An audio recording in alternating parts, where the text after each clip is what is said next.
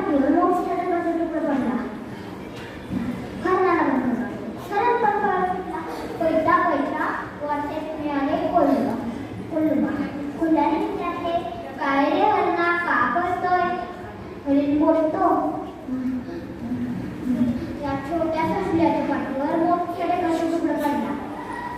कोल्ह्याला पण कळलं वाटते. कोल्हा पण पळत सुटला.